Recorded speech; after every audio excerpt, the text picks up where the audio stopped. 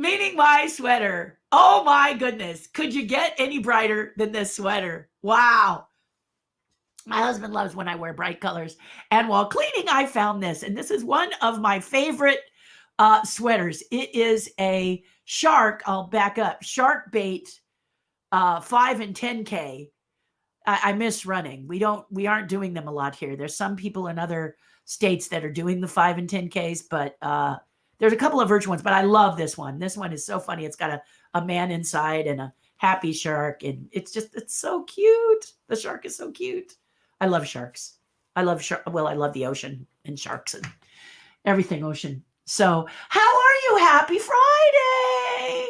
How joyful is this? Wonderful. Yes, I'm returning with the AMA. So where the heck did I go is the first question. I can't tell you and I'm full of, what are they? Acronyms. You guys will tell me, I know.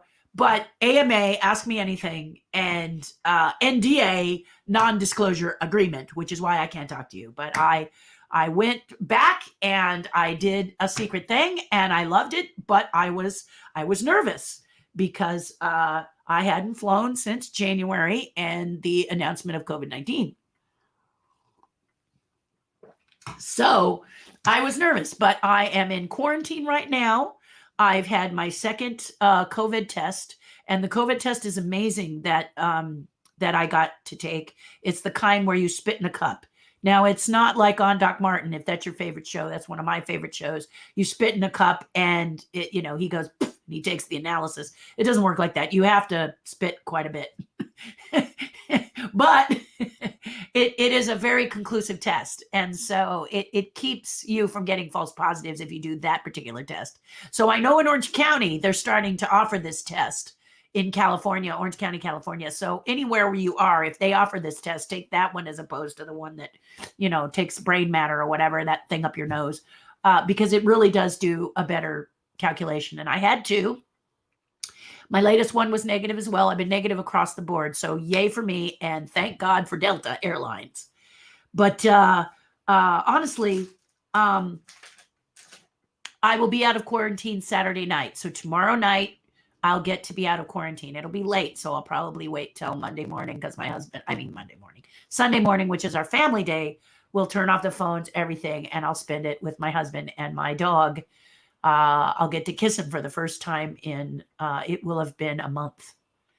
Yeah. Try to go without kissing the one you love for a full month. Yeah. It's not been easy. We have to check ourselves. I make sure I'm in my mask, which works real well. But there it is. So let me grab, first of all, my list of AMA questions. Thank you, Leo Holzer. Now, Leo said there weren't a lot of questions, and he also said that a lot of you, there's only 3 or 4 or 5, maybe half a dozen people who actually ask the questions. So Leo comes up with a lot of the questions. But I told Leo that if he needs to take some time off, if he needs to relax, I have plenty of things I can fill the AMA with. So depending on whether or not I run out, I'm going to go for a while today. But if I run out, I will fill it with other stuff. Go to your comments over here, and we'll just kind of play it by ear. Fair enough? Okay. So welcome, everybody, and hello to YouTube. It has been over 2 weeks since the AMA, because when I returned shortly before Thanksgiving, and I wanted to spend my time with my family as best I could, my family being my dog and my husband. When we had our Thanksgiving dinner, we sat 12 feet apart. One thing about being an actor is that when you're on set, they have these COVID superheroes that watch after you, and you can ask them very detailed questions about the proper procedure when you return home. And although now they are saying nationwide in the US that you only need to quarantine for 10 days if you've had a negative COVID test, you've taken 1 or 2 tests. My husband and I feel in the current situation, it was only a couple days when they announced that. So we're going to go the full 14 just to be safe. And I can be 6 feet apart from him if I'm wearing a mask. And if I'm not wearing a mask and eating, I have to be 10 to 12 feet. This is what they said would be very, very good. My husband says we're breathing the same air, but I'm in the mask. So I wash my hands quite a bit. I asked about petting my dog because I scared my dog. I think my dog thought I was never coming back. So he said, just wash your hands before and after petting your dog. There has been no cases that say COVID-19 is transferable by dog fur, but just be on the safe side is what he said. So I'm very grateful for all of these frontline people, frontline workers who are looking for my health and looking to take care of me and my family. It doesn't just stop with the ending of the production. It reached out another 2 weeks to make sure I was safe. He gave me a cell phone and I was able to call him and ask him specific questions if I had more questions, because there were a couple, because I'm quarantined in my office and my office is a wreck. So as a result, I was just cleaning. And, but if he said it's best if my husband doesn't step inside that room. So I've really been in that little box for about 2 weeks, except for I came out for Thanksgiving dinner on Thursday, which my husband completely cooked. And he warmed up a turkey. He didn't cook the turkey. He asked if he could just warm up food because he worked till very late the night before on that Wednesday. Full disclosure, I'm the one that usually makes the turkey, and I make it from scratch. You may have seen on YouTube my video about brining a turkey in your vegetable crisper. I love doing that. It works so well if you haven't tried it. And we have a 10, 12 pound turkey because most of the time we'll go somewhere to eat, meaning other family members host it. We hosted it one time and they felt that they could not relinquish control of my family. So they took control, and I'm perfectly happy for them to take control. I appreciate that, especially when it's my sister-in-law, Melanie, and her husband, Sam, because Sam is Sicilian and he really can cook. So whenever he hosts Thanksgiving, I'm really in heaven because he just pulls out all the magic. So it's a food experience where if you come to me, I'm just basically going to give you the basics. And so it's always great to go over there, but I always cook one at home for leftovers, because the key, of course, to Thanksgiving is leftovers, isn't it? Besides being thankful. So I hope you guys are all good. So we'll start out with a lot of these questions today.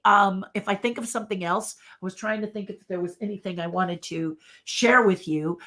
In Terri's Tribe, that's my Patreon page, we talked about Christmas gifts and what you might do this year for someone who may be far away, and you got to get that thing mailed because, of course, it's COVID, so it's going to take that much longer. So I'm kind of thinking about what I can get for my sister. And one of the things I think I want to do for her is to get her a journal. Now, many of you know what a journal is. It's usually a beautifully bound book of some sort. Maybe it's got Mickey Mouse. Maybe it's got characters on it that you like, or maybe it's just a beautiful leather that is in your hand that feels really good, and you put important thoughts in it. But a few years back, I was given a journal that had the grid paper inside, the little squares, and that's my favorite. And the reason it is because you can not only write in it, but you can sketch in it, you can doodle in it, you can make figures. It's so universally fun. So a lot of times when I'm on the phone, like yesterday with my sister, I just sort of follow the squares and do stuff so that it keeps my mind sharp. You'll do these little doodles, and stuff. I should have brought one out so you could see what it looks like. Maybe the next AMA, if I remember, I'll do that. Show the square doodles I do. Doodles are great because you kind of just not pay attention to what you're drawing. You're just talking on the phone or something, and you're just sort of haphazardly doodling. It keeps your mind sharp, and it also, you'd be surprised at some of the cool designs and stuff you have. And you can add colors. And one of the things that my friend Greg Greason, who's with the tribe, is he got me this this one for creature design. He told me I didn't have to do creature design. And he got me this pen, and this pen is called a Friction, Frixion, but it's by Pilot, and it's an erasable pen. So you can write in pen and ink. Let me show you, for example, what I've been doing. Have to pull out all my extra papers. I have a habit of stuffing papers in these books, which is kind of funny. But anyway, I've been drawing things like surprise dragons. Anyway, there he is. And it looks like, I'll just turn it like that a little bit. And there he is. That light's better. But the thing is that if you create a line on it, let me just show you. And what I'm doing is looking to see if they have colors. I've got to go on like an Amazon or someplace. I'm actually going to go call Carter Sexton's, which is near my house. It's a little art store. And it's very important now that we're being locked down here in the US, especially California. The clamp is tightening. And there's a very good chance they may tell us that we have to stay at home, which means that stores may have to close. I hope not. But I am going to call Carter Sexton's today. That's one of my favorite art stores. See if they have this pen, because if they have it, I'll buy it from there and support my little mom and pop. Very important to support your mom and pop. But anyway, here's my dragon. And I know this isn't asking me questions. I promise I'll get to the questions. But since we have such a short amount, I thought I'd share some stuff that was a little bit more for you. But the point of this is that you can see here that there's my dragon, and the pen works really great. Thank you, Greg. But if you do a line, like let's say we put a line right here, you see how that's ink, guys? That's actually ink. So you can just kind of do whatever, right? Give him a little eye. Don't know what he is. Maybe he's a Lego dragon.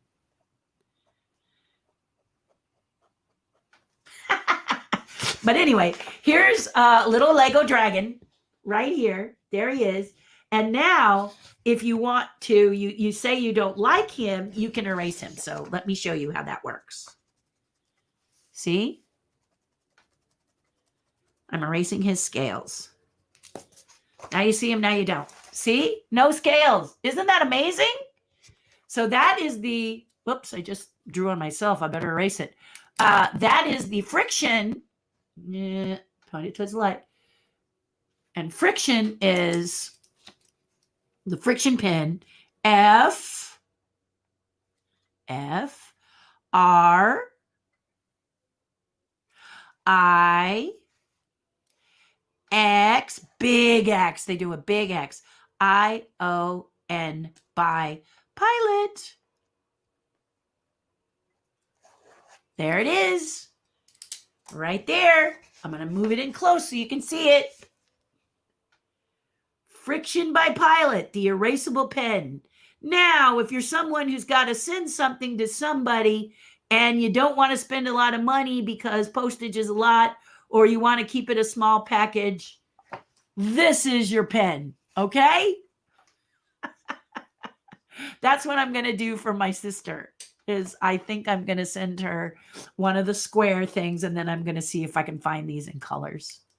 So I think this could be really, really super cool. Anyway, we were talking Christmas gifts.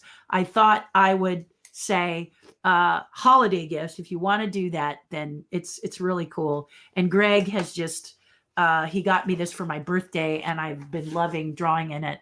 There's other stuff in it, but I can't show you just yet because it's my idea book.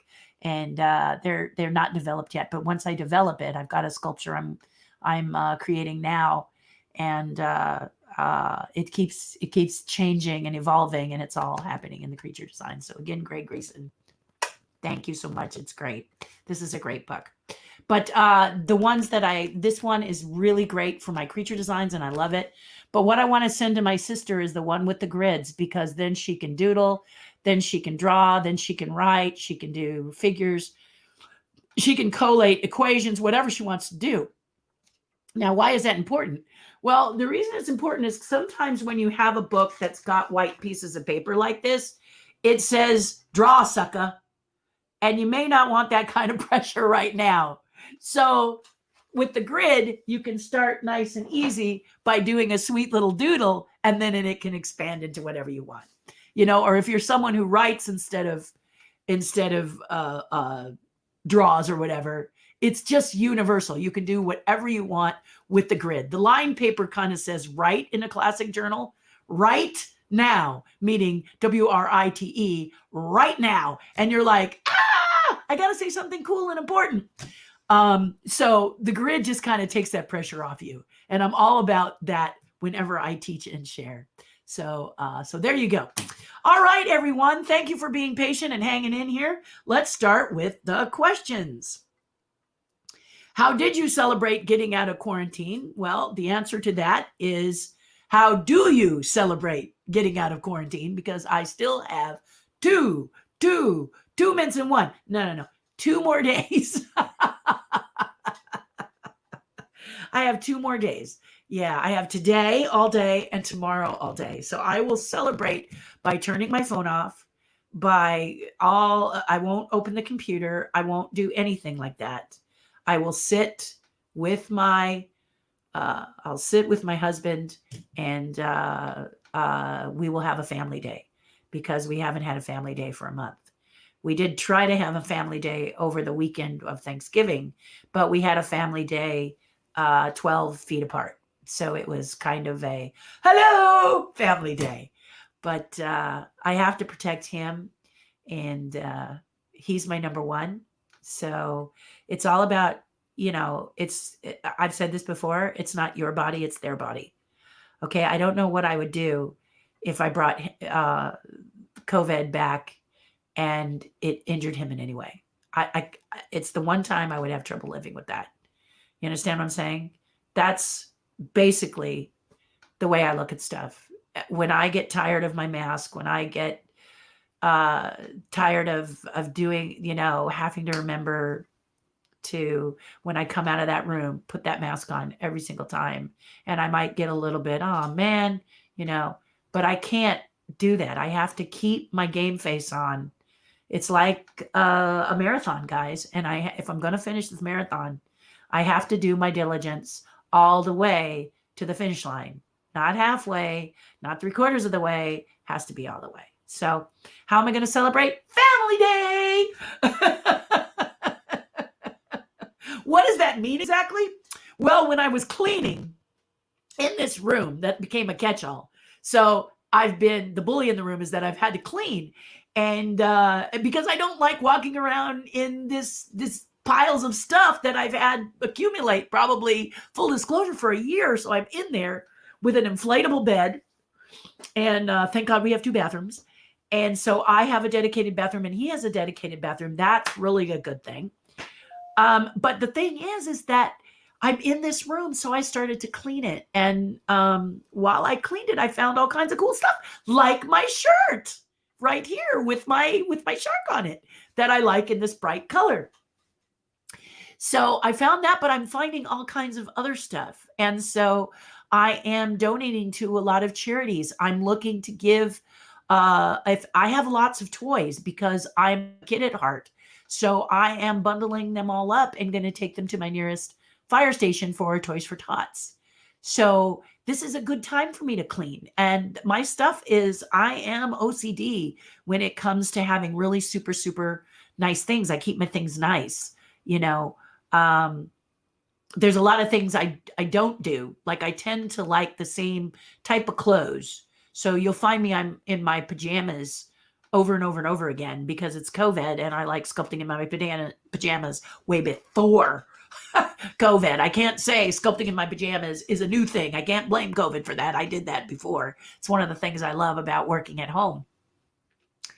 But yeah, so I am now just, so as I clean, I'm finding toys that I think someone else can use more than me. I also have some art that I want to send to, there's a couple of museums that are very dear to me. One of my museums is the Tezuka Museum in Japan. Dr. Osamu Tezuka was the father of anime. You may thought it was Miyazaki, but actually Miyazaki studied under Dr. Tezuka. So who was the father of anime? Osamu Tezuka. And Tezuka did some drawings for me. This is not the book, but if you want me to show you the book is actually on the other side of my wall, and I don't want to disappear from you. But you may remember this guy right here, Astro Boy, when I was a kid, and still today cannot get enough. But Osamu Tezuka, and if I bring this in really close, you can see his name right here. Move it over, Terry. There you go. But he is the father of anime. And in here, this is a book I actually got in Japan. I was so excited. Dark Horse manga. There it is. #1. There it is. And inside is the comic. And I read this an awful lot. But you can see it's in mint condition because I'm not a spine breaker. I'm not a book spine breaker. And I'm very careful with my books and my toys and stuff. I can't help it. It's, maybe you can say it's OCD. I don't know, but I can't help it. It's for all the disorganization that I have, this kind of stuff, you can see it's pretty good. Just has a little bit of a corner bend right there, and that's probably because I got a little too excited when I was putting it on the shelf or whatever. But Osamu Tezuka, so I have a drawing by him. He did me a sketch in the 80s, and I have promised the Tezuka Museum in Japan that they get it. So they get to have it after I pass, but I'm thinking of sending it to them now, simply because you get to a certain age and you say, I want to make sure it goes to where it needs to go. And so it's a little hard communicating with them right now, but I'm going to continue to do that and get that out to them. And that's what I'll start to do with a lot of my art, is say, where's it going to go and who's going to get it? Who wants it really? Anybody? It's like, really? You know what I mean? Because I have a lot. I have a lot. So thank you for that question. How much progress did you make on organizing your studio? Well, yeah. I think I'm about 75% there. One of the things that super, super surprised me was I cleaned out my closet. I have not been in my closet forever. And I found about 50 DVDs unopened because HBO and Showtime used to pay me with DVDs when I taught pumpkin sculpting at those studios. Yes, that's right. When I was teaching pumpkin sculpting in the 80s and 90s, I still teach it, but now, it's virtual. Disney had me on their studio lot. Showtime had me on their studio lot, and HBO had me on theirs. Because those jobs can be very stressful, and there's nothing like playing in pumpkin guts and making something magical to make you feel better. And they paid me, but they wanted me to take a little less money. And for that, they would give me some of their shows that they had on DVD, which was a win-win to me. And then they would give me other stuff too. So I ended up having about 50 DVDs. I'm going to donate them to my Chalk Walk organization, my team, and they're going to disperse them amongst their team members. And, we do a weekly bingo, and there'll be bingo prizes. But I don't want to sell them. It's not right. They were given to me as pay, and then to turn around and sell them. That's not really what I wanted to do. So I wanted to gift them to somebody, and I'm really glad that I have these organizations. So basically, that was the studio thing. I have the Chalk Walk pile for my team, the OUAC walkers, and then I have the Goodwill pile, and I have the Terry's treasure chest on Patreon, my Patreon page for my tribe. I have that pile of things I give once a month. We call it the treasure chest. We're on number 4. And so that's kind of what's happening. So I'm about 75. I'd say I got about probably 25% left to do. Maybe I'm being over positive, but I have more to do. But when I opened it up, I found all these DVDs that I had completely like, woo, forgot about. So I pulled those all out and I looked through them, and there's some that I'm curious about that were given me that I have not, that I was interested in, but didn't get to watch. And now the shows are gone. So so that's probably what we're going to do on Sunday. So if we go back to the question, how you're going to celebrate, we'll probably watch these DVDs that I'm curious about, so that when the Chalk Walk team comes to get the prizes that I'm giving them, the stuff for prizes, I can give them whatever I don't want to keep. Many of you may remember the show Carnival. That was one of the shows that HBO gave me, and I loved Carnival. We were so sad when it was only 2 seasons, but I have both seasons. And another one was Dead Like Me. 2 seasons I just love, and I have them, so I can watch them anytime I want. And those came from these great companies. So sometimes you don't always go for cash. You go, especially if you want to help somebody, you just say, okay, how about a trade? Because the barter system worked years ago. It still works, and I like it. So I love trading, stuff for stuff, and it's really cool. So there you go. Angie Floyd asks, as my trusted and smart friend, I would love your thoughts on the COVID-19 vaccine. Will you wait and take it as soon as you can? This is a very good question, Angie. And I was a little concerned about the vaccine because I thought they rushed it. We are moving really, really, really, really fast. Well, Dr. Fauci said they did not rush it. They put money so that scientists could work faster than a normal vaccine. A lot of times scientists are not supported. This is what Fauci is saying, all right? But there was another doctor on KTLA-5. You guys have heard me talk about KTLA-5 a lot. This is my favorite news station. It's not about doom and gloom. They tell wonderful, fun stories, as well as bring you the news. And you can get it. They have an app. You can put the app on your phone. When I was back east, I had the app so I could keep in touch with my KTLA-5. My point is this. They had an amazing doctor on there not too long ago, and that doctor put it in terms that I could understand, Angie. And these terms were this. It's not a quick fix. So he said that he would be willing to take the vaccine, but he's going to wait till the 10th. So what's the date today? Exactly. It's the 4th. So he's going to wait for the 10th, and he's hoping the scientists, all of the scientists that are doing these vaccines, Pfizer and a lot of them, have said they think they're going to post their findings on the internet for all of us to see. They are thinking very much to do that. And that's what this doctor said, that he was going to wait till the 10th to see if they get their ruling, which they're all waiting for. Once that ruling is a go, they've said they're going to post their findings so that doctors can read them. And this doctor has assured us, I meant to bring his name out, but he said he would do it, and then you could go and hear it in, English that someone who is like a 5-year-old can understand. So here's what he said. He said, let's say you're a frontline worker, first line worker, the people working with COVID directly every single day, those people, and they gave an approval for the vaccine. Basically, yes, I'd take the vaccine.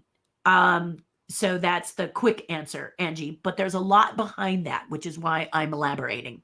And then I'm a natural elaborator. You all know that, right? So, okay. So he says, let's say you are a nurse and you're in the COVID ward and you get the opportunity to take the vaccine right away. So what does right away mean? Let's say New Year's Day, January 1st, you get to take the vaccine. That's only dose number 1. You must have 2. Okay.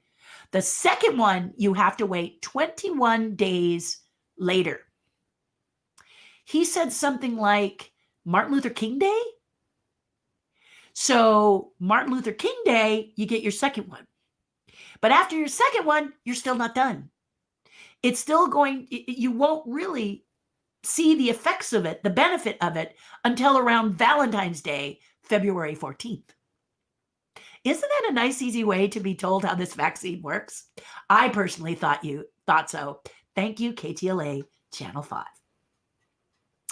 Anyway, the doctor said that Valentine's Day is the day that you can find out, that you're immune from it or you're better off. Let me just say that. But you can still be a carrier. Let me say that again. You can still be a carrier of COVID-19 and infect others. What? Yes. Yes. Yes. So you still have to wear a mask. The vaccine does not mean, according to this doctor, this is not Terri speaking, this is me parroting the doctor. And the doctor said that you would still have to wear a mask and you would still have to social distance. So he said, alert everybody. Whoop, whoop, whoop, whoop. When you get the vaccine, you're still going to have to wear a mask and you're still going to have to social distance. He figures by the time everyone gets the vaccine and has the social distance, you're looking at a good holiday season, not before, meaning November. So masks until October, through October, is what he is predicting. Could that change? Of course that could change. But on the first of the year, is Terri going to get it? No, no, no, no, no. Are you going to get it? No, no, no, no, no. Because we got to take care of our own first. And the first people who get it will be the people who are working with all the COVID patients. Only fair. And then after that, you're going to have your firemen, your police, and those that are super, super essential. Again, only fair. Only fair. By then, we'll be able to see how everyone is doing. That's a mass group. We'll be observing how they're doing. But most people say after getting the vaccine, they feel a little like they've had a hangover. Some have said they've experienced flu-like symptoms. It's kind of like getting the flu shot. Some people get sick, flu-like symptoms. I never was affected by it. I always get a flu shot. It doesn't do anything to me. And I'm grateful for it. I'm really glad to have that shot. I get it every year. And so my thinking is when the vaccine is provided for me, there'll be a lot of information and data that we can feel very comfortable in taking it. So try not to be afraid. Tonight on CNN at 9 p.m. Eastern, that's 6 p.m. Pacific. I need to record it because I'm doing an appearance on another Zoom call. But 9 p.m. Eastern on CNN, they're going to have the doctors talking about the vaccine. So what do? Tune in. Tune in. I will be. If I can't be there live, I'll be recording it. Absolutely. Yeah, no baloney. And the reason is because we got to have the information that we can so we can feel comfortable. Because when I didn't know anything before this doctor talked on KTLA 5, it was a lot of science speak, which went over my head. I had no idea what they were talking. The vaccine, which is composed of component number this and da-da-da-da-da, and the statistics say that 3 out of blah, blah, blah. It was all stuff I didn't get. Okay, I didn't get it. I was like, oh.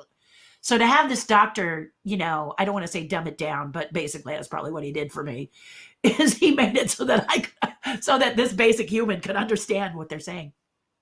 And I was really grateful.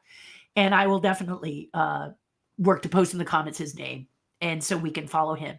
And you can ask him questions, direct questions, and things about the vaccine, so you can feel better.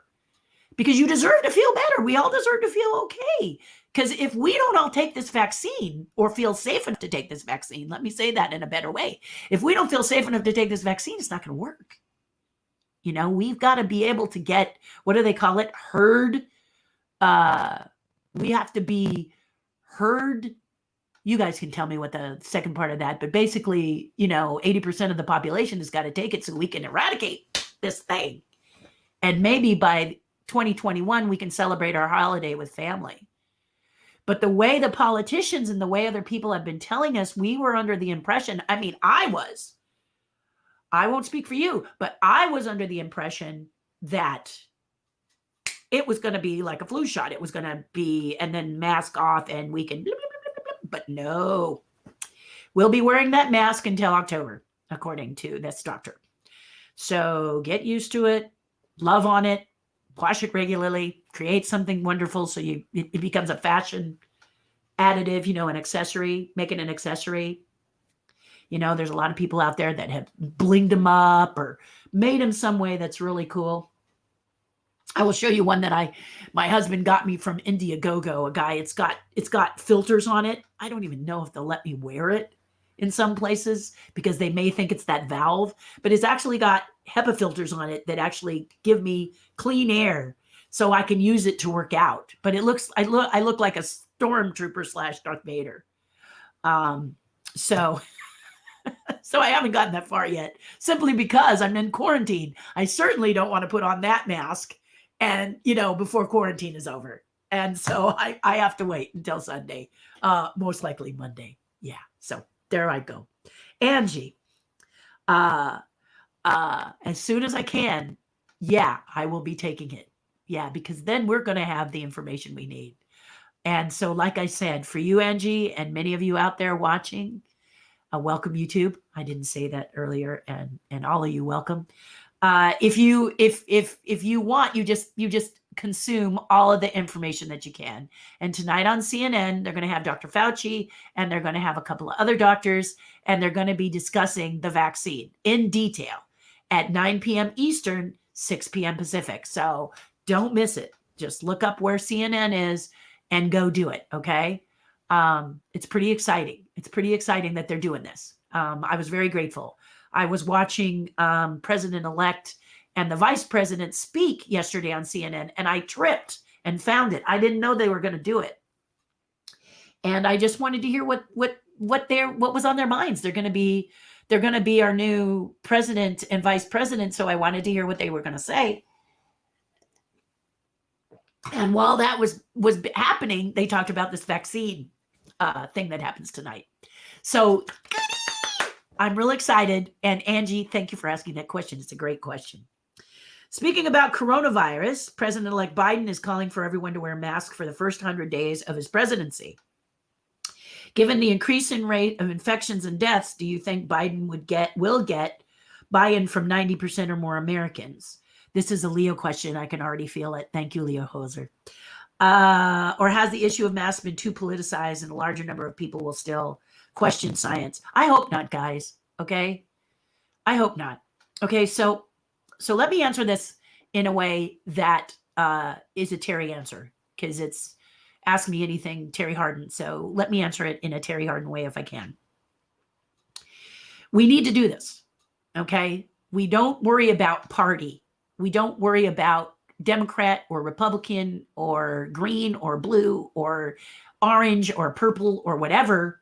We don't worry about the politics of it. Just erase that. Take that wonderful friction pen and erase it. Take that pen and erase it, okay?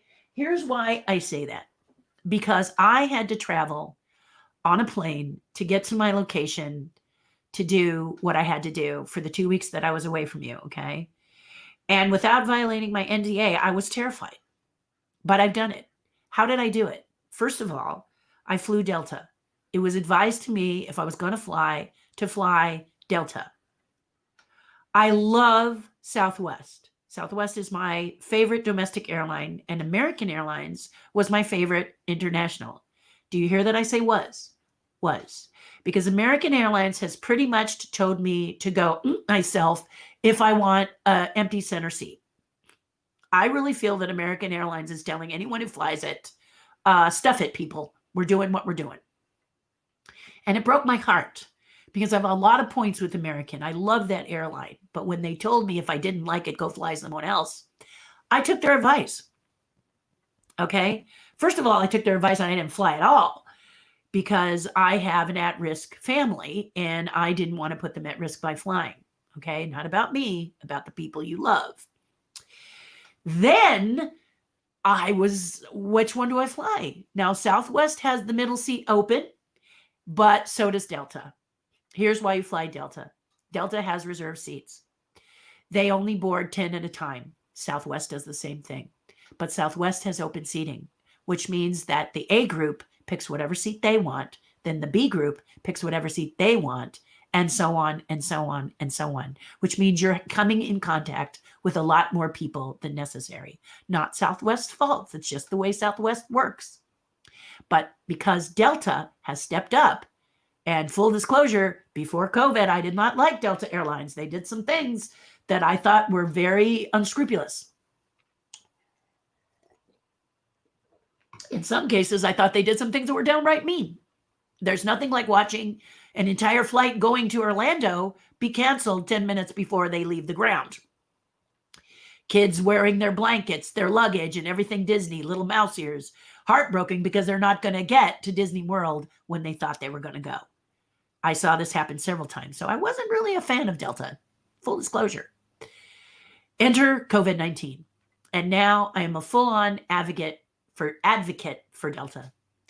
Delta had my concerns. Terri Hardin, little Terri Hardin, in her little corner of the world. They had my concerns. They made me feel like I was the Queen of England, like I was super special, like I was, the past president of the United States, like I was an amazing conservationist, like I was a famous movie star. They treated me like I meant something to them. They sent me 5 videos. I think they thought I was afraid of flying. And the 5 videos told me how air works in an airplane. That was the first one. Brilliant. They followed a doctor. They had a doctor come on the plane incognito and judge them, grade them on their COVID safety practices. He gave them full marks. And they connected with Lysol brand to create these supercalifragilistic disinfecting systems so that you're safe.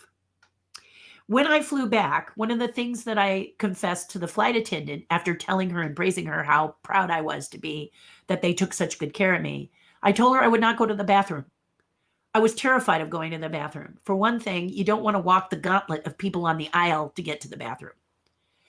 But also, I was concerned about the bathroom, and she opened the door and she showed that blue disinfectant light that kills all the bacteria. Now, if you're still one of those people who doesn't believe it's a real blue light, you've got gloves and you've got disinfectant. You can go in and do it if you really need to go. Okay. I still didn't. And the flight attendant was very clever. On my way back home, I flew back and she said, I want you, because I was in the exit row. So I had 6 feet before the row in front of me, and I had 8 feet to the bathroom, which was in the corner across the plane.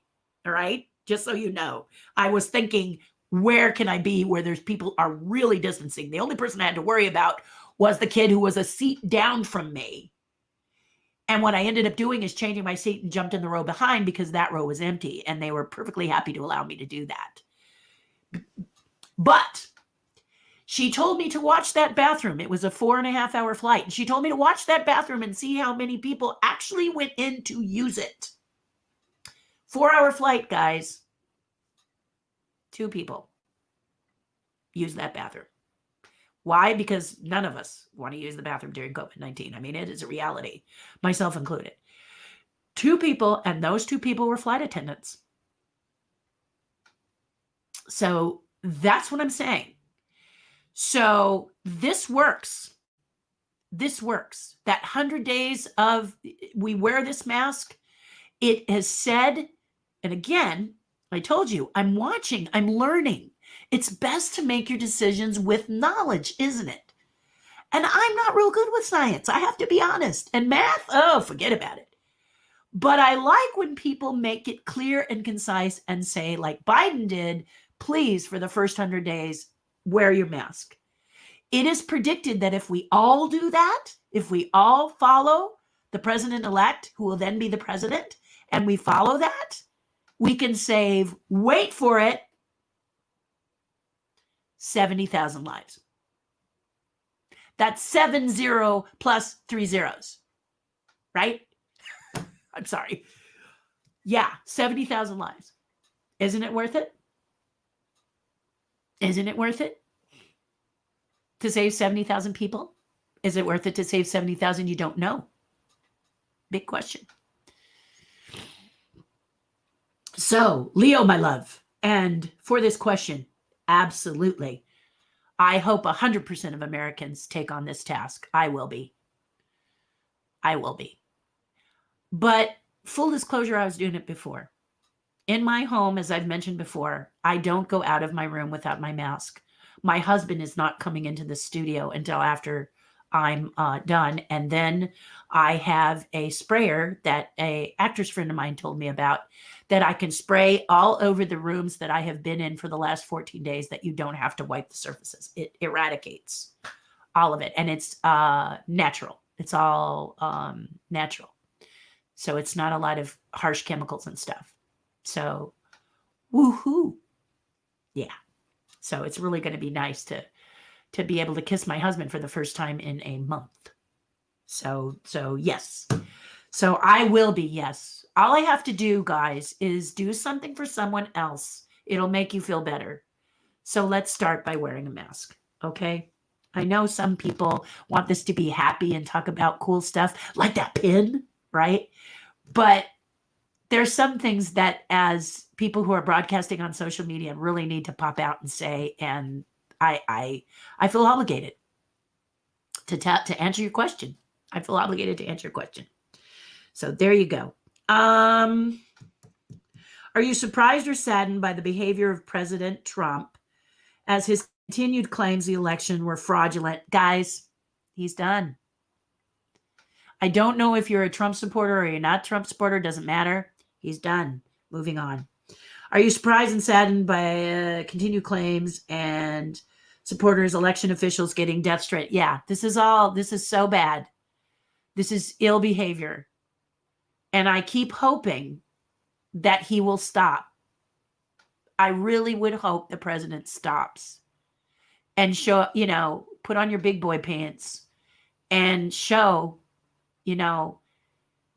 everybody has gone through all the states. They recounted, they did everything they did, and they said it's unfounded. So let's move on. Okay, that's all I'm going to say. And the Trump continuing to challenge election results to get more money from followers. Ouch, guys. Ouch. Just watch CNN. That if you are contributing to his campaign, please take a moment. I know that if you're a Trump supporter, you may not want to watch CNN, but try to bite the bullet and watch CNN and hear what that the president is doing with your hard-earned cash, okay? Just saying, give it a try. Okay. And it says, am I looking forward to the time when Donald Trump doesn't? I'm looking forward to it, to seeing what this president does. Okay. I have to be honest with you. The only political thing I'm going to say, I am so excited we have a lady vice president. I am so excited we have Kamala Harris. I like Joe Biden too. Okay. I'm ready for something different. Yes, I am. But I am so excited about Kamala. Every time she opens her mouth, I cheer. I'm really excited. I'm really excited about diversity. But then look at me. Wouldn't I be happy about diversity? Yeah, baby. Yeah, baby. So not only is she a woman, she's mixed like me, who I could be. I could. Thank you, President Obama. I could be president in my lifetime if I wanted to. And being a woman is not going to stop me. Why? Because you see her up there. I am just excited about that. Okay, moving on. Have you resubscribed to Disney Plus? No, I have not. What are you watching besides The Mandalorian? I have not, and I'm waiting for The Mandalorian's last show to drop because in about 3 days, I'm going to get 3 months for free of Disney Plus. I am a voter for the Screen Actors Guild Awards, And so we're going to get, because everything is streaming, we're going to get a lot of these streaming. They're going to show us the shows that we have to vote on for the SAG Awards, the Academy Awards, et cetera, et cetera. They give them to us for a few months so we can see these shows. Usually they'll give you the opportunity to go live and see these shows and meet the actors and talk to them, and they interview and stuff. I met a lot of amazing people in this way, but because of COVID-19, everything is going to be virtual. So to answer your question, no. Afterwards, I may. Let's say I didn't get Disney Plus for because I happen to be in a position where I'm going to get it. Okay. I would subscribe to it as soon as I could sit and watch it. I have, like I probably would have subscribed to it before quarantine, but I have a sculpture project. Remember, maybe you don't remember. Maybe you don't even know what I'm talking about. But I'm working on a piece of my own. A piece of sculpture art that has nothing to do with Disney. Okay. I love doing Disney for you guys. I love the sculptures. I love creating the ghosts. I love creating all the Disney stuff. Yeah. Because you guys deserve to have quality stuff for your collections. And that's why I keep doing Disney stuff. Because you guys haven't been getting quality stuff, with exception of the child. I think the child stuff is pretty cool. And I think somebody told me that there's a book out called The Art of the Mandalorian, which I haven't picked up, but I think that would be a great thing too. It seems like things involved with the Mandalorian, correct me if I'm wrong, but the quality is really there with that. But there's a lot of stuff where the quality isn't that good. And I'm embarrassed because Disney is a rock star when it comes to good stuff. So please, if you disagree with me, post in the comments something that's of good quality and I will go look at it. Because I am serious. This is one of the reasons that I do the work that I do in Disney, because I want you guys to have quality things to collect, things that you want, things that you've asked for, not just thrust upon you things I think you need, right? So that's pretty important. And I think that's a great opportunity to segue into showing you my latest pin. Now, if you guys know this wonderful guy named Joshua Schaefer, you have already seen this pin, but I will show you it from my angle. This is the Splash Mountain pin that I designed with Joshua.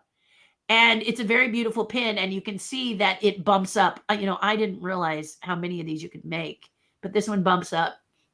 And it's got my rabbit I sculpted on the log that I sculpted for Splash Mountain Tokyo. One of the things I think Joshua did really great, he'll take my sketch and then make it magical, is he got it so it punches holes through here. You see how there's holes back here? So it's really a beautiful pin. I have not yet put it in my store. I will do that hopefully, fingers crossed, today. But there it is. And on the back, it's embossed with my name and it's limited edition of 150. I will sign it right here if you decide you want one. So just give me a shout out and I will sign them and send them to you. $25 plus tax and shipping. Okay. All right. It's not on my store site yet, but if you give me a holler, I will make sure. That's the kind of stuff I like to do because I want you guys to have quality.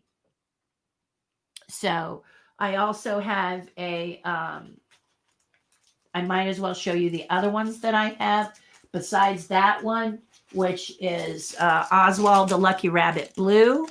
You'll see how big this is. He's available for $20. Oswald Lucky Rabbit Blue. Yay. And then I'm working on a new one with Joshua. He's been very patient with me because I should have sent him the drawing weeks ago, but I forgot. So he's being very patient. I should have had it done this week, but the bully in the room. And then this one right here, which you can't see, but this is the Councilwoman and Stitch. So if we cut to here, you can see it better if I turn the light on her. But it's the Councilwoman holding Stitch. It's a 3-inch pin. It's very cute. And again, it's limited. It's a limited edition. I think this one's 20 also. And it's embossed with my name here again, limited to, what's it say? 100 and 150 as well. And I will sign it underneath. So if you're looking for a great gift for a Disney person, or someone who likes these characters, that's why we're doing these pins. Because we want you to have quality things that you can give to someone, that you can share with someone, that you can be happy in gift giving. But I am working on my own art piece because it's time, guys. I want to do my own thing, and I'm very excited about doing it. So instead of watching The Mandalorian and watching Disney Plus, I've been watching Amazon Prime and Netflix and researching oceans because I want to do a piece that involves the ocean. You'll notice that if you collect my artwork, it has kind of a message. My Stitch that I had that sold out, or my Oswald spun, and it was to show the joy of Diana Waller, celebrating my dear Diana who died last year. And so I wanted it to have that joyful, perky expression that you've all come to love about the stinker, Oswald the Lucky Rabbit. But I also wanted it to have a little bit of Diana in it. When I did Stitch, I did him melancholy because it's an impression. The same with Jiminy Cricket. I did him as the hobo. And I have about, I think I have about 5 left of Jiminy before he sold out. And if you want me to show you those, I can. And also Groot. I think in cleaning, I have 2 left. I really think I have 2 Groots left. So if you saw my Groot and you wanted my Groot, message me. Don't put it in well, you can put it in the comments because I'm going to look at the comments at the end if you put it in now. But me going back to it may not happen because I've got that cleaning bully in the room. And I'm finding I'm not spending a lot of time on at my computer or on the internet. So if you want it, you can inquire and we can talk about it, okay?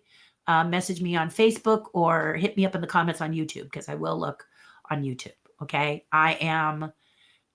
but every character needs to have feeling. So let me just move a few things around for you guys just for a second. One guy asked me before, I'm just going to move some things off my desk. You know, my art table is just full of interesting things here. But anyway, here we go. I'm going to go to my... Okay, so we're going to show you the hitchhiking ghosts again, okay? All right, so here's my ghosts. So let's analyze these together, okay?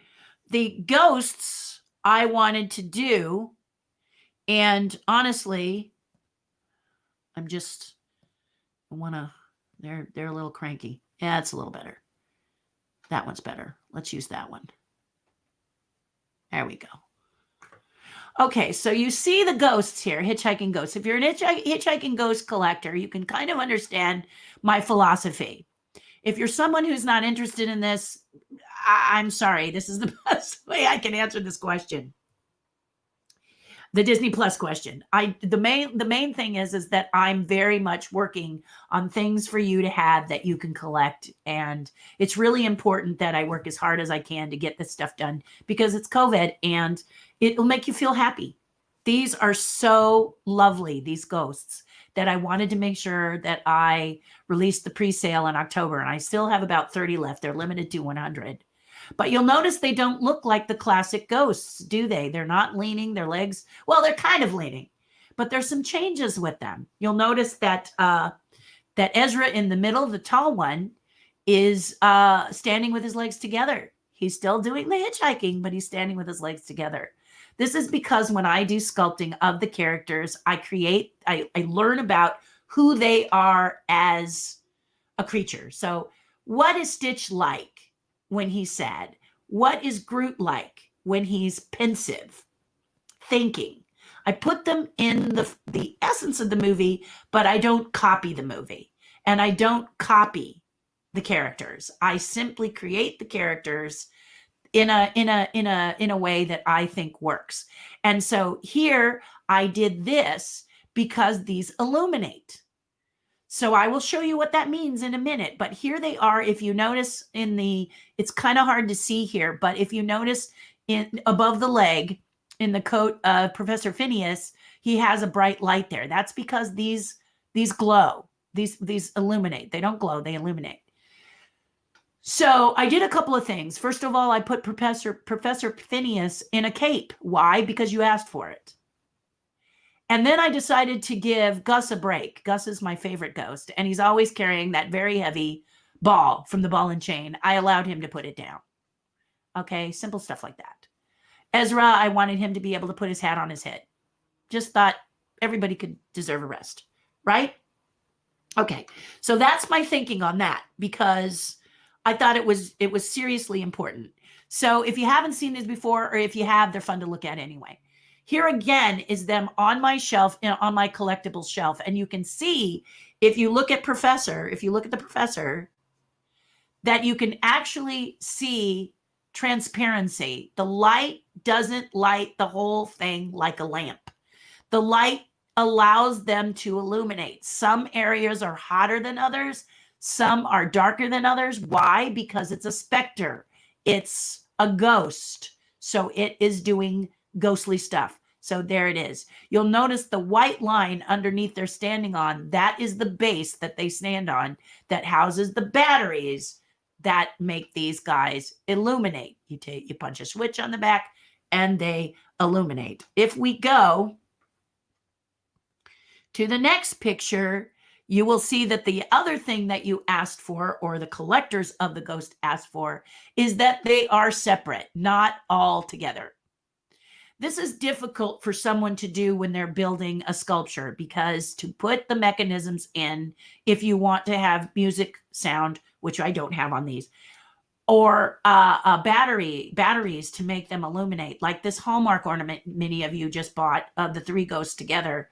And I think the light looks like they're having acid reflux, just my opinion. These you wanted separate, so you could tuck them among the rest of your collection. This is them with the lights completely off, and you can see that they are illuminating. Look at the detail in Gus. Look at that, guys.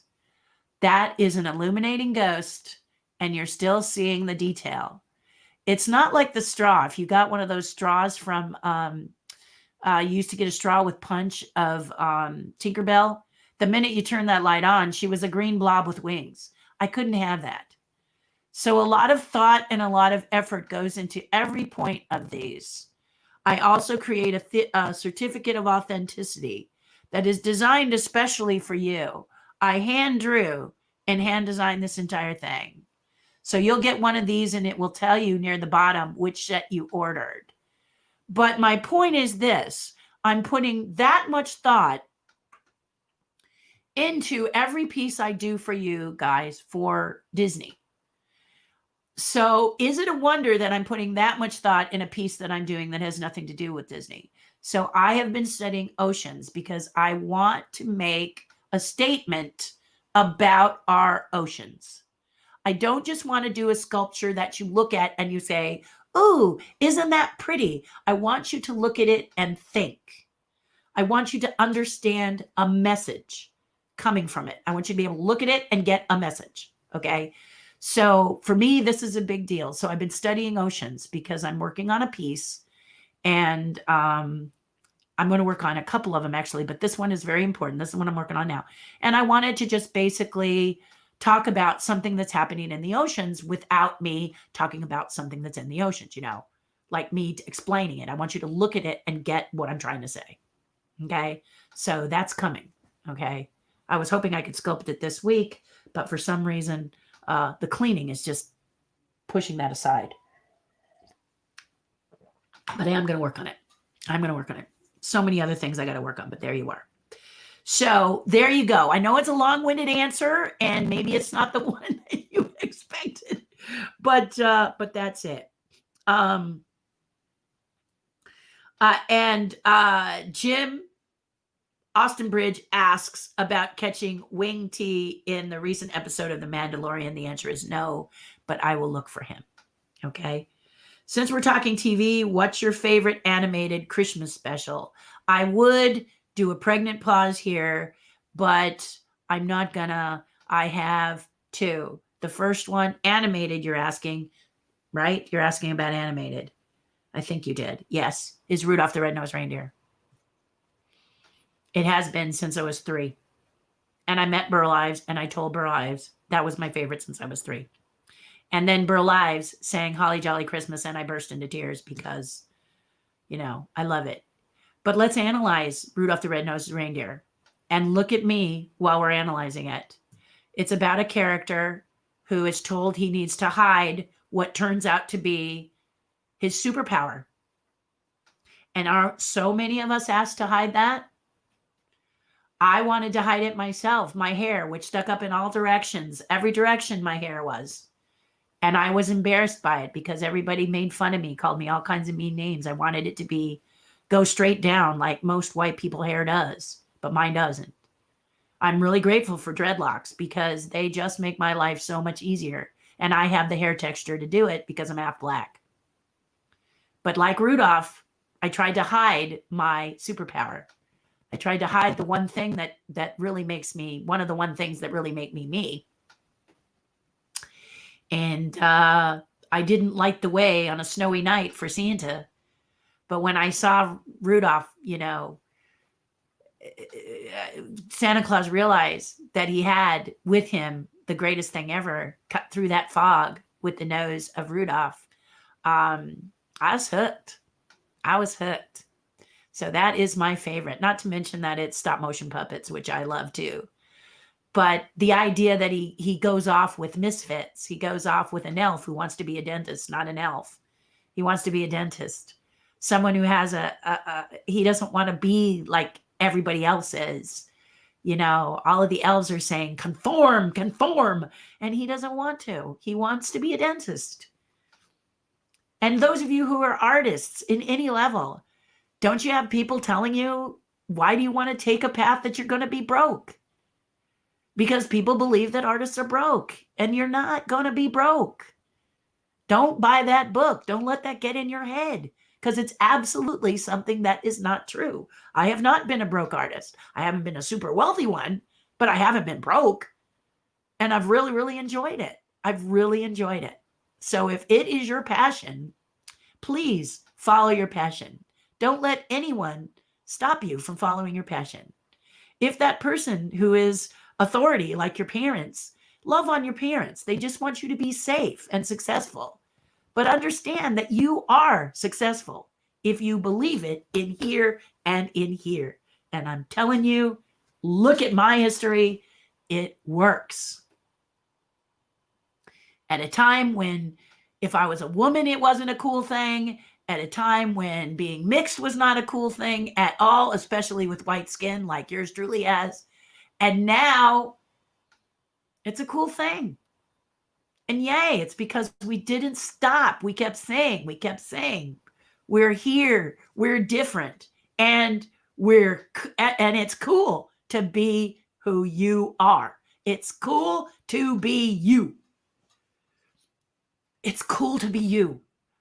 I don't care, anyone out there, whoever you are, if you don't believe you're cool, dash that from your head, because you are.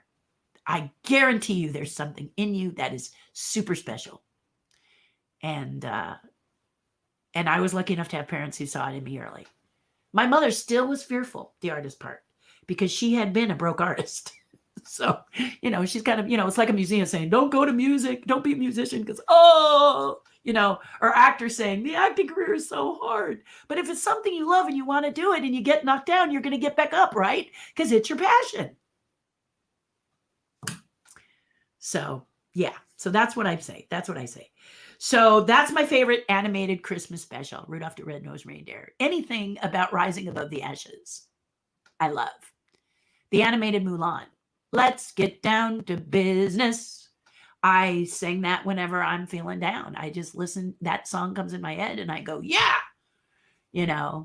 defeat, and then insert any name. Doesn't have to be the Huns. It could be just to prove somebody that you can do it.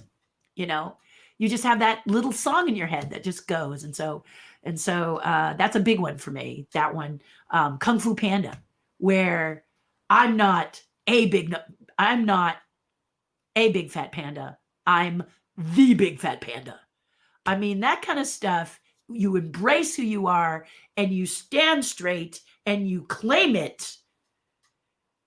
It's just phenomenal. Don't apologize for who you are. You're special. Don't go out and be mean to people, but embrace what makes you special. Whatever it is makes you special. I mean, and you can see in commercials now that they're celebrating les différences, right? I love these commercials where people are more curvy girl, or there's someone who has that palomino skin, for lack of a thing. They're brown, and then there's white, and then I just go crazy for stuff like that. Why? Because this is what makes the world beautiful, is all of the different flowers and joys within it, and that's you guys. So yay. So that's why. Any movie that's about rising above the ashes, How to Train Your Dragon, about educating people about the joys of something that's misunderstood. So the ocean, there's a lot of things that are going on that I don't like, and I feel that my art can help crusade for some of that, and I think that you use your passion to help the world. That is the best marriage of all. So there you go.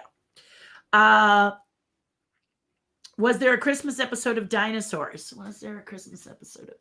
Let me think. I'm trying to remember. I don't think we did a Christmas episode. But did we do a Christmas-like episode? I'm trying to think.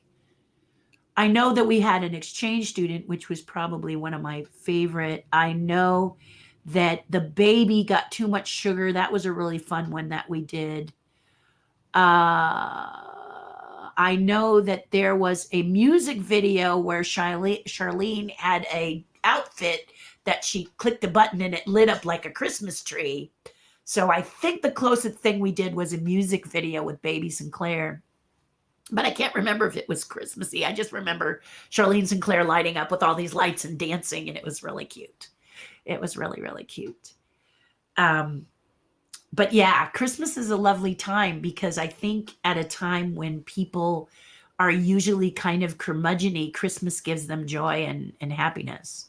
And one of the people here, Jim Van Ostenbridge, he creates light shows and Christmas shows. And I'm really excited because he's doing a spotlight just before Christmas talking about how you can possibly create one of those and why he's so passionate about creating a light show that goes off. So you time the music, you time the trees, you time all that kind of, it's cool. It's really cool. I'm excited to hear about it. Have I worked on Christmas specials? Yes. Tell us about the experience and what you did. Didn't you work with Burl Ives in a Christmas show? Yes, it was called, are you ready? Dolly Parton's Christmas special. Yeah, I got to work with Dolly Parton, the amazing Dolly Parton. You know what was kind of weird is they announced People Magazine does this thing where people have contributed a lot to people to so people doing good things for people. And I didn't hear Dolly's name. I hope it was just an oversight, because Dolly contributed a lot of money, which helped with this vaccine getting through. Okay, she was one of the major contributors. If you look under one of the vaccines, her name is right there, because she contributed at least $1 million and maybe more. She's a great lady. What a great lady in a small package. But I did this Christmas special. And what happened was I was waiting to work as an Imagineer with Disney. And if you've got this job you really want to do, how you don't want to take another job in order to eat, because you're just going to walk away from that job when Disney calls, right? Or when that dream job calls. Insert dream job here. If not being an Imagineer is not yours, insert what your dream job is there. My point is, you don't want to work for someone else only to tell them bye. So I was trying really hard to not take another job in order to eat, because Disney stretched out my hiring over 3 months. and 9 interviews. And so I knew they were going to hire me. How could they not? Really? But I knew they were going to hire me, but they were just dragging their feet a bit. And so I didn't want to take a job that would mess me up. And we were coming into the Christmas holidays. I think it was in November sometime. And Dolly Parton's representation called me and said, Terri, would you come and work on the Christmas special? Well, there was a lot of wins in this Christmas special. First of all, it was going to happen in December. And a lot of times back then, nowadays, not so much. I will have to say that it used to be in the film industry, you could take December, January off in the film industry and feel pretty safe because people were doing stuff for the holidays. They didn't really gear back up until late January. So that's one of the reasons my husband and I got married January 4th is because he's in the entertainment industry and so am I. So we wanted to make sure that we picked a time when we weren't going to lose out on that yummy, juicy job. And so when Dolly called, and it wasn't officially Dolly Parton didn't call up and say, Terri, come do my show. No, she didn't do that. But her people did. And they needed a puppeteer to work on a Christmas special. I worked with a group, a guy who built these beautiful puppets, Dave Pavlonis. He's now, I don't think he's with us anymore, but he created these beautiful puppets, and I was a puppeteer with him in the beginning of my life. And I worked with amazing people like Alan Troutman, Bruce Lanoil, a lot of people who are now Muppeteers like I am. And Dolly called and invited me to be on their Christmas special, and I grabbed it because I knew it was going to be the time when Disney would probably not hire me because it's during the holidays. Why would they do that? No, nobody was doing it. Enter Disney, who, as soon as I accepted the Dolly Parton Christmas special, they called and said if I couldn't make the 9th interview, I was out of the running, and I exploded. I don't explode much, but I exploded. I was on the phone with them. And they hired me a few days later and gave me those 2 weeks to be doing Dolly Parton. They hired me on December 7th, 1987. I remember it very well. I said, I wish I had known to yell at them because they would have given me the job sooner if that's all I had to do. I maybe could have saved 8 interviews.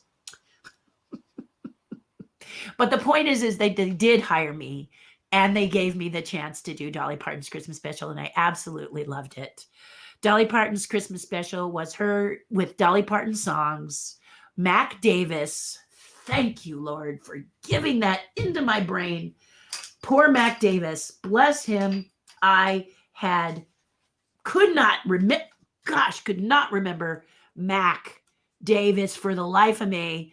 I'm just going to say maybe it's 63. Maybe my mind is too much of a freeway, but at least I remembered it today. Yay! Mac Davis taught me how to play the spoons. He sang on the show as well, but he taught me how to play the spoons. You have a lot of downtime when you're doing a special TV movie. Otherwise, there's a lot of free time and time where you're just standing around waiting to shoot what you're going to shoot, whatever it is. When it comes to doing a film or television, the key word for you is patience and dedication, and come ready to work and know what you got to do. But anyway, so there was some downtime, and I was like I am now. I'm a big kid, and Mac was playing the spoons, and I asked him if he would teach me. So there we were sitting together playing the spoons, which was pretty cool. He actually tied 2 spoons together with a rubber band at the back, so it was easier for me to hold them and play them. Kind of like, have you ever eaten with chopsticks and they put a little thing at the chopsticks at the end so it's easy for you to work them if you're new? Same deal. And I played the spoons. It was really cool. It was so much fun. And then I was next to Burl Ives. And Burl Ives, let me see if I can find a picture. I'm going to see if I can find a picture while I'm talking to you. But Burl Ives was singing Holly Jolly Christmas, and I told you that I cried. it was because, Rudolph the Red-Nosed Reindeer, my favorite one, Burl Ives, the singer. Oh my gosh, like double win, right? Win-win. So let's see if I can grab it really quick. We're going to see how quickly I can grab this. I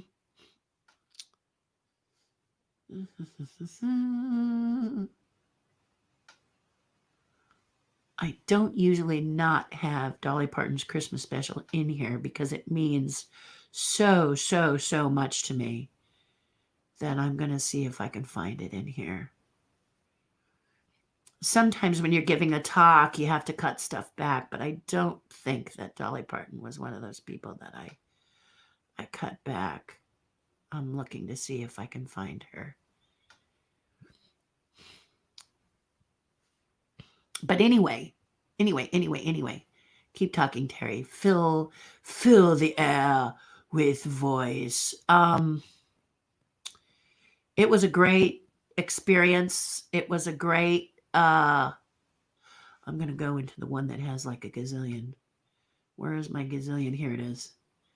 My gazillion, because I have one that has everything you've ever did since the beginning. Yes, everything. No, it doesn't have everything like that, but it does have a lot. Here we go. Okay, so this is Dolly Parton. It's kind of a fuzzy picture. Somebody else took it, but you see Dolly on the left singing in her Christmas outfit. You see Burl Ives down below singing with her, and then over Burl Ives' shoulder, you will see a human child. That's not me, but over his other shoulder is another puppet child. That's me. So there you go. And if we go this way, you can see here that there I am with a beanie on. This is because my hair stuck straight up. So I called it my anti-hair device. And there I am standing next to Burl Ives while someone was kind enough to take a picture of me with him. You don't usually do this much because the people are colleagues. They're your coworkers. You're not fanboying out, but I couldn't help it. I just got all fangirl on him, and he was very sweet. He actually invited me up to his house. And Dolly was very sweet. She asked me, what mousse did I use? And I said, mousse? Question mark? Mousse? It's just the mixture of my hair. And I don't know if you guys have had the blessing of my crazy hair, but this was my hair before dreadlocks. That's my natural hair right there. I call it curly nappy with a little straight. And some people don't like the word nappy, but it's my word. I could use it. That's what they said when I was a kid, and that's the reality of it. I'm petting a dog here. This belonged to the guard. This is just on the lawn next to the Chastain building. As an Imagineer, this is the way my hair looked. And I'm next to my dear friend, Francesca. She's lovely. She's a great girl. But that was my hair. So I needed that beanie to keep that hair from sticking up and looking like Burl Ives had a small dog. Like Burl Ives owns a chow or something. So that's what that is about. And that's where that picture came from. So that is the whole deal there. That is the Christmas special that I did. And later Disney brought me in to create Big Thunder, and life was seriously cool. But yeah. I tried my first TikTok, and I don't know if I did very good with it. There's still a lot I've got to learn. But I've got an idea to do another one that's very interesting, and it's all my different hairstyles from when I was a kid. I'm just going to do a slideshow of those. But I have to make sure that the time is right. It's a new venue, and I'm not real clear on it, and I don't understand it very well. So hopefully I will be able to figure that out and get that done, right? Oh, my shake is in the shot. This is because I don't get breakfast on these long days. I get up really early to talk to my patrons, my Terri's tribe. So thank you for allowing me a minute to just grab a swig of it before I come back to you over here. So I have to do a protein drink or something just to make sure that I get something first thing in the morning so that I'm not, ooh. But anyway, that's the Christmas show. It was great. She was great. She actually signed a script. If you'd like to see that script, ask me and I will show you. I actually found it.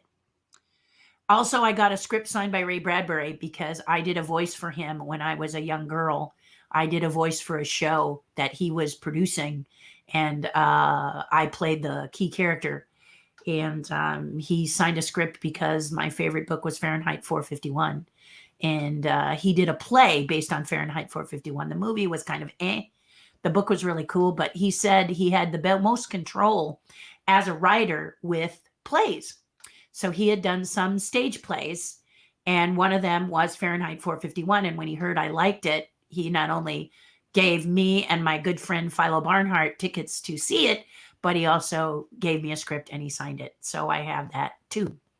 And if you want to see it, just mention it in AMA or reach out to Leo. Put it in the comments. Leo is watching. He'll grab it for the next AMA. This is giving you hints to ask questions so Leo doesn't have to work so hard. Don't be shy. If I won't answer it, I don't answer it. But I try to answer just about anything.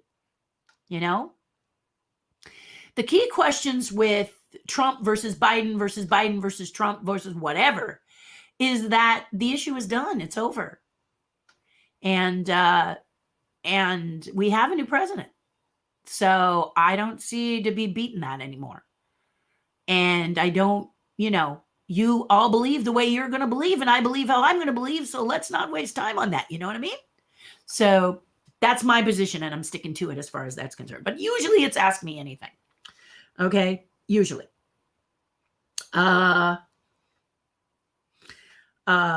Jim says, do you know Morgan Richardson? He's done some paintings along the lines of World Wildlife Fund sculptures. Yes, I think I've heard of him, but I haven't met him. And that is exactly, I appreciate it. He'll soon be leaving WDI. Brilliant artist and designer. Could be a great collaboration. I'd love it. I'd really love it. I love getting together with any artist who's supercalifragilisticexpialidocious, which is why I like talking to you each week. I know that I've been gone for a couple of weeks and, life happens. Had to do it. Offer that I couldn't refuse. You know what I mean? In this day and age, I think that one of my people on Terry's tribe said the overtime was killing him. You take it because you don't know if there's going to be more at the end, especially if you are someone like me who has a little business on the side and you're mostly a freelancer. I'm an actress and a voice person, and I really need to do a new voice reel because I think I can get work as a voiceover artist. I've done it before. I've done lots of voices, but I need a new thing and I need a new agent. I need a new voiceover agent. And so in order to do that, I have to cut a new voiceover reel. I have one, but it's got old stuff on it. And I can include some of that old stuff. Like, for example, I was the voice of San Diego when they were doing a campaign to get you to come to San Diego and see. It was called Must See San Diego. And I was the voice of Must See San Diego. People love this low and smoky voice that I do. So see the world in San Diego. So that was kind of the voice. And so now I've got some other opportunities to do voices for some other means. But it's kind of like when you're a writer and you create a script and they like it, but they can't see it unless it comes through an agent.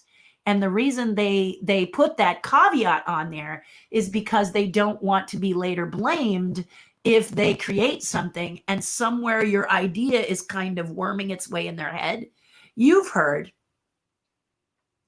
And then you get sued.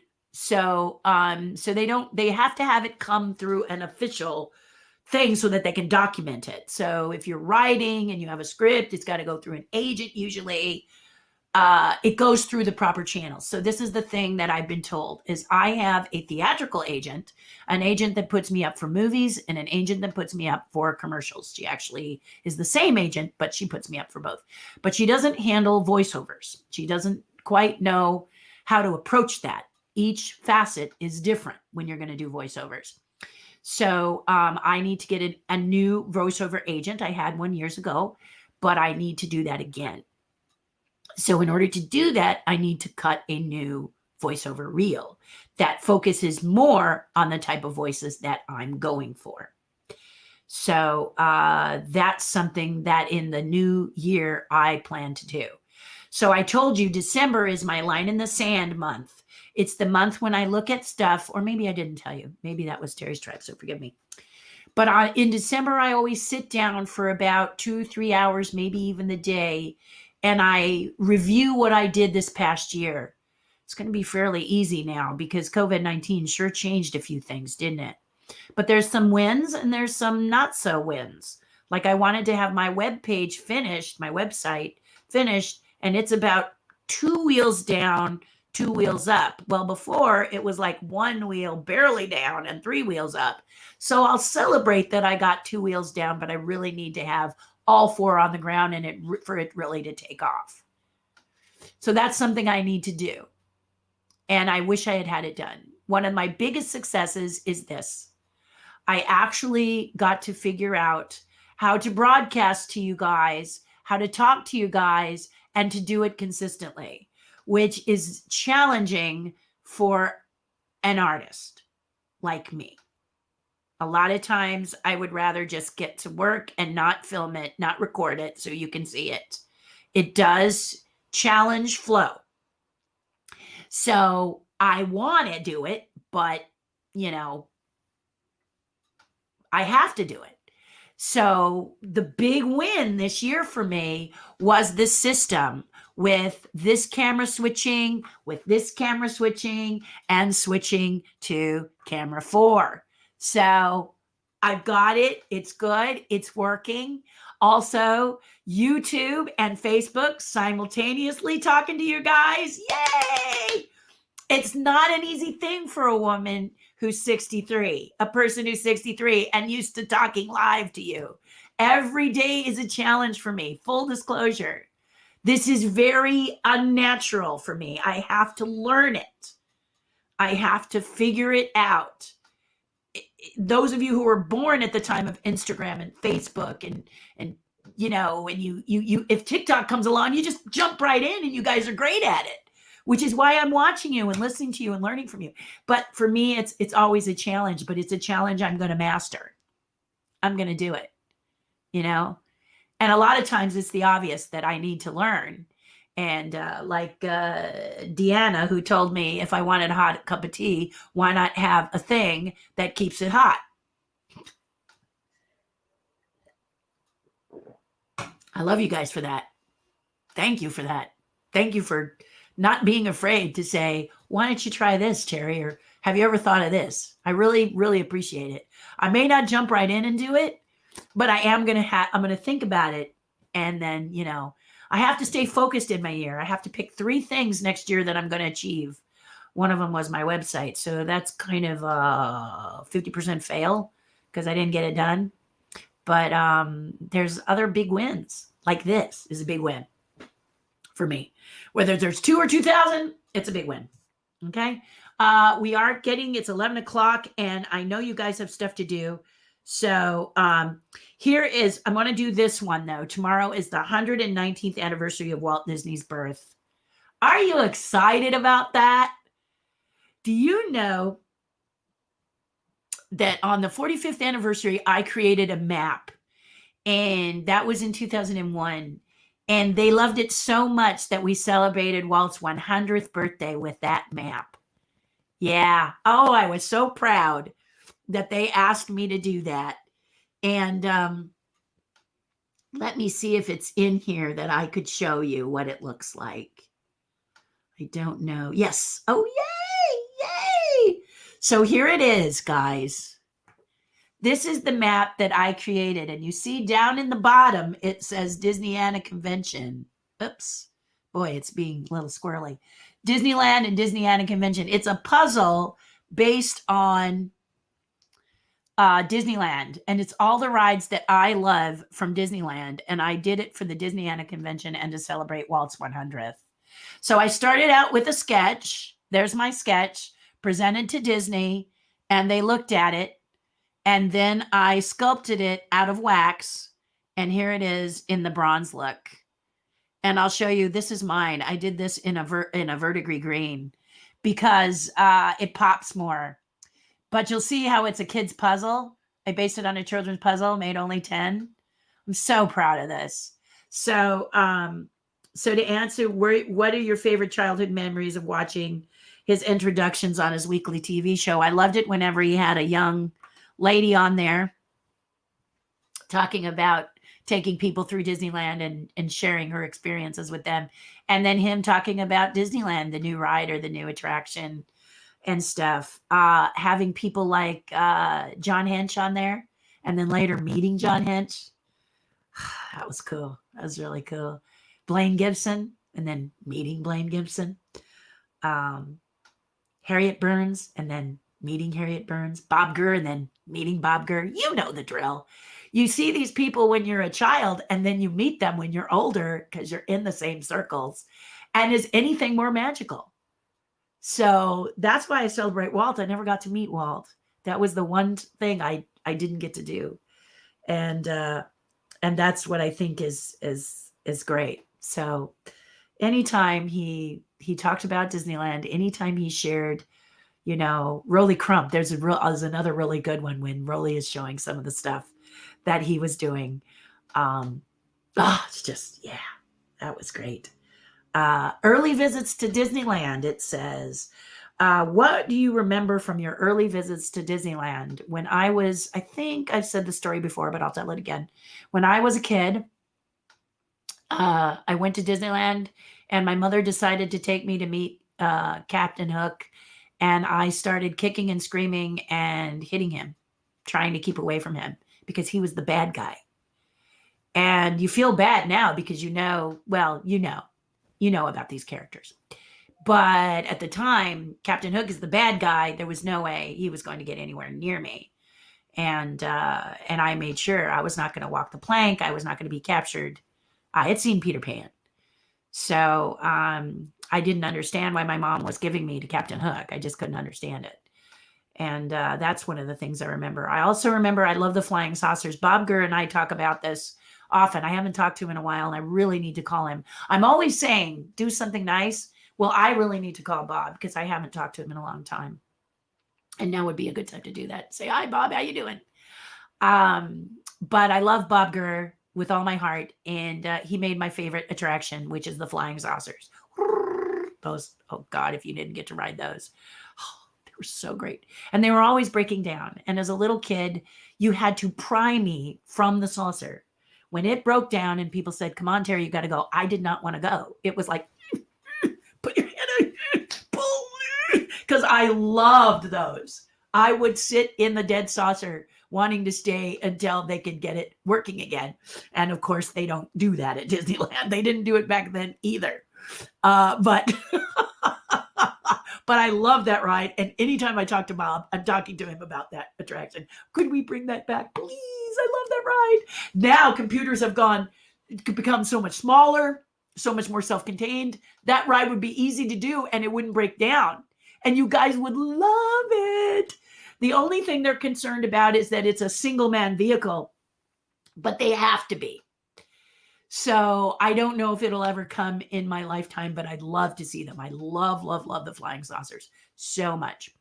Also, when I was a child, there was a rocket ship to the moon, an actual rocket ship that sat in the center of Disneyland. And you climbed the gangplank, went into the door, and sat in the rocket ship and flew to the moon. How many of you remember that? For those of you who don't, it was super cool. It was super cool. So my father I would say, Daddy, does it really go to the moon? And my dad says, yeah, but they're so fast because Walt is so good. You've got to really keep your eye on the saucer, on the spaceship, or you could miss it. So he took me in, we flew to the moon, we landed, we came out, and he said, see? And I was like, yeah, that was really cool. And so Dad says, watch it, you'll see it take off. So I watched it and I watched it. and it didn't move. And I would turn for 2 seconds, and my dad would say, "There it goes," and it's back. You missed it, Terri. You missed it. You missed it, honey. You missed it.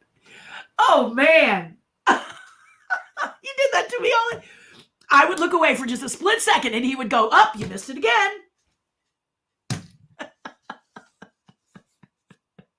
My dad is the greatest guy. He is so wonderful.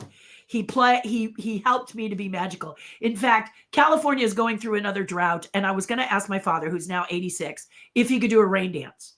Because I promise you guys, when my dad did a rain dance, he is half American Indian. When he did a rain dance, it rained. So I'm kind of like, Dad, what do you think? Could you do a rain dance? Because we need rain here in Southern California. But anyway, guys, I've really talked your ear off for what? I got on at, let's just say, for sake of argument, 9:30-ish.